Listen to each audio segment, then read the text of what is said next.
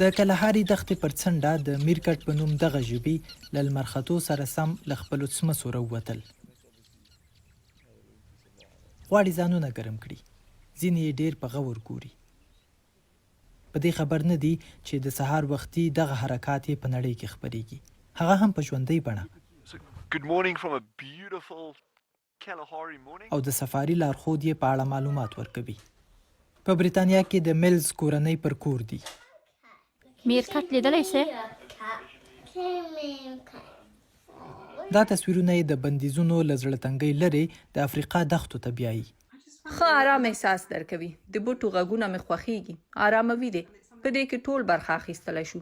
داسې احساس کوئ چې تاسو هم هلته ورسره یاست. هیڅ شی داسې خوند نه کوي لکه دغو ژبیو ته چې له نږدې ګورئ. کیدای شي د انټرنیټ له لارې د ژبیو لیدل راتلونکی وي. په تیره بیا د ټول بندیز پر وخت د هغو کسانو شمیر چې دغه ژبې د انټرنیټ له لارې ګوري په 5 برابره زیات شوی.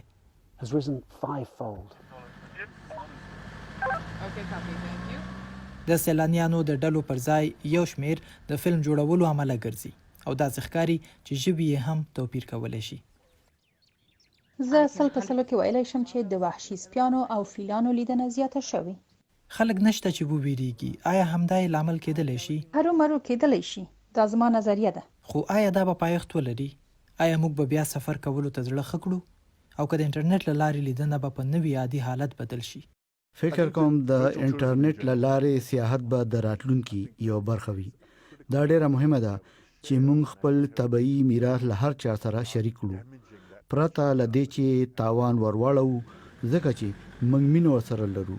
د نن ورځې د دوهمې ژوندۍ خپرونې لپاره په ژبیو پسې ګرځو، وړاندې تر دې چې پر انټرنیټ یې مینوال ورته راټول شي. تاسو چې دلته بند یاست او وخت دننه تیروئ، آیا دا درته د بهر وتلو احساس درکوي؟ هو. کولی شئ نړۍ ووینئ؟ هو، خو تاسو یې نسئ بویولی. اوهو، رښتیا وایاست.